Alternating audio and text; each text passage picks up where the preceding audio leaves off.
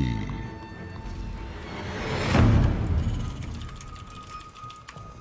Alright guys, welcome back. Sorry, just asking the players. Xenocider, I guess, accidentally queued into this game as random, so it's just like, oh, thank God. He got Terran.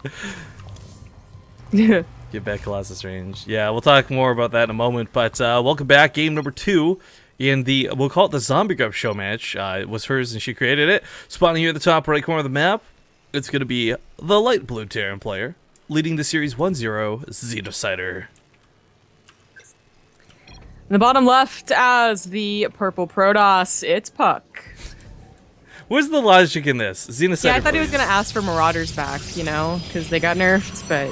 Yeah, you know, we actually didn't touch base on that, because I don't feel like it came into effect. We didn't really see upgrades on the side of Puck. But for those who don't know, quick little tidbit on what's going on with this. The Marauder had its attack split into 2. It does slightly less damage on account of the fact that everything armored, whether it's got +1 armor, +3 armor, it's more effective. It's twice as effective versus 2 shots. Secondly, Puck bringing back the Colossus. Oh boy, its range was neutered. Even with extended thermal lance, I think the range is only 8. The damage itself was reduced by 20% or something. It got hit with a nerf stick real hard. It did, and which I find funny, by the way, on account of the fact that they basically buffed the crap out of Locusts.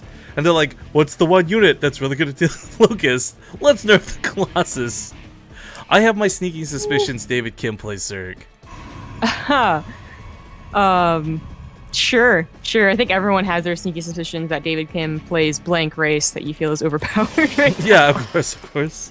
But anyways, yeah, the Colossus is just kind of this, it's a unit that really doesn't have a place, you know, similar to the Adept, right? So that's one unit that comes out of the gateway that you guys might have been expecting if you have been, like, hearing the rumors coming out in the beginning of the series. It is sort of like a Protoss Reaper, but it, like, feels just even less effective. I mean, like, you can still make a Reaper just purely for scouting and you're good to go. Making purely an Adept for scouting just doesn't seem quite the same trade, you know?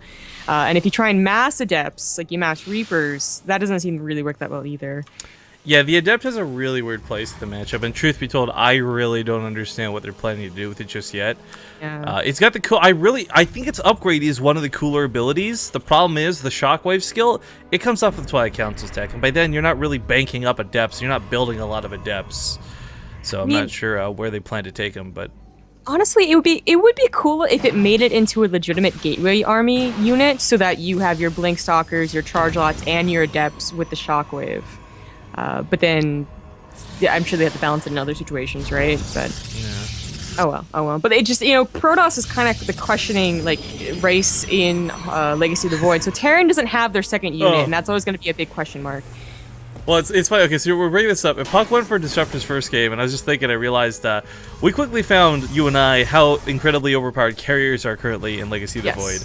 Anyone with half decent micro / enough macro to support yourself with interceptors, 2 carriers can go such a long way in the game right now. And I'm not talking against schmucks. Normally, Zombie Grub and I, we really refrain from using our own gameplay as comparison during these casts, because quite frankly, guys, we're not even masters at best when we're casting Grandmaster WCS players.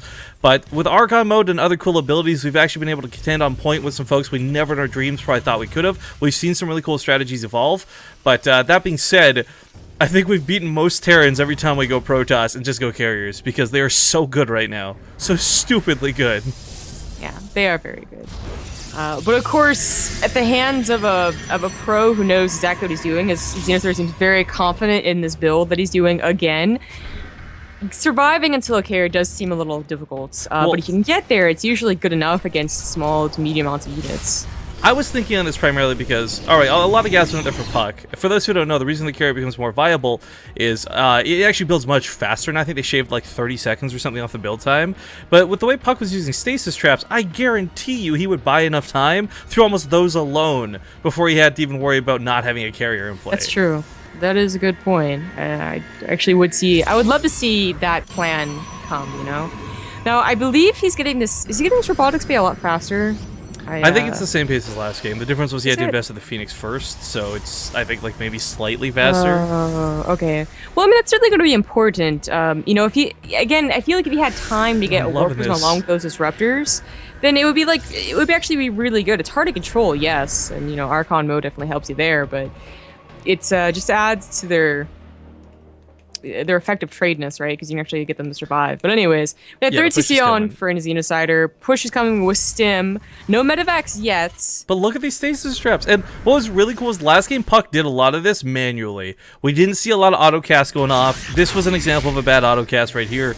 But now that that's happened, oh, we lost another one too. 4 oracles just gonna be building crazy stasis traps until I guess the disruptor's out. There's a 5th oracle on the way. How many of these is he trying to build? This seems a little excessive. It does. It absolutely does. But it did This burn is the like the 5 scan. Banshees QXE made.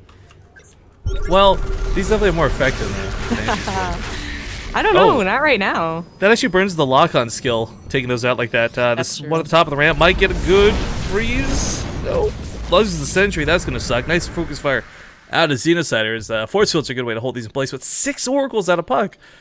I mean, okay, I get you, man. Oracles, stasis traps, they're cool. But there's too much of a good thing. Yeah. Well, at this point, the oracles themselves will be able to add a lot of damage to the actual fight. Which Yeah. is kind of silly. It does look like Puck is going to attempt to go into Colossus. He's getting the extended thermal lance, but no Colossus actually yet. No retreat path either for Xenocider if Puck gets his way. Lock-on skill is quite a pain to deal with, but not kiting, not paying attention. Xenocider does get caught out in the open.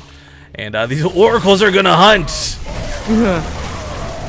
Okay, Stim goes down, so one of the oracles dies, but he effectively pushes that back. A big problem in that last game was Xenocider just constantly on him, you know, he was able to rally pretty easily. Now we have a bit of a bigger map with cross positions, opposed to vertical. Some folks asking us about the carriers as well, referencing Desro hyping them up as well. One of the coolest things about the carrier guys is they definitely improve the AI a little bit on control, but most importantly, you can very literally just eject all your interceptors and say, go here for a minute, I'm going to walk away and build new ones. You can just set them and forget them. It's so wonderful and terrible and disgusting. Combat shields is almost done. +1 is done. Puck is actually getting +1/+1 just normally. His Twilight Council wasn't done yet. Another forge though. No, That no, was a no. mistake. Unless it was the sickest bait. Oh no, he messes it up. Yeah, but there's That another one one. works. So Yeah! hey. Alright, so let's look at the Colossus damage. 12 damage, 8 range. That's with extended thermal lance. They took quite the beating, but if you got enough of them, they still layer AoE really nicely. It's going to be hard to connect to these. The Cyclones are going to have to dive so far in just to get that lock on, and then somehow get out alive too. So, with stasis traps, with good control, man, this is hilarious to watch these stasis traps. By the way, for those who don't know, they do cost 50 energy, so you can't exactly spam them. When you have 5 oracles, you can do what you like. Yeah. With all that time bought, it still doesn't seem like he's bought enough time. That Terran army is still very scary. It won't be bringing any stasis traps. New Time Warp trying to go down. It's much bigger as we can see, but it's also... It takes so long to put down. They just nerfed everything about Protoss, guys. They did. They did. They nerfed everything about Protoss and gave Zerg no nerfs in an expansion called Legacy of the Void. Yeah, well, in fairness, they did give Protoss some cool new toys. Maybe they're telling us something. They're hinting at what the campaign's going to be, like the storyline, okay? Apparently Zerg's going to take control and Protoss is going to die a horrible death. We already know Amon predicted this. Alright, he whispered of it from the stars. That Kerrigan would save the universe? I don't know, something like that. She didn't say I'm she's just going to gonna go destroy the nerdy. Protoss. Alright, this attack in the main might be a little too much to deal with, but you know what? There's not a lot of anti-air. If you just focus down the Marines, the Oracles would actually eventually clean this up, but he was busy wasting a lot of shots on that Marauder. This is getting real bad for Puck real quick. One of my shots could be a little too good. Stasis traps are a really cool tool to see, and I applaud his use of them, but perhaps a little too dedicated.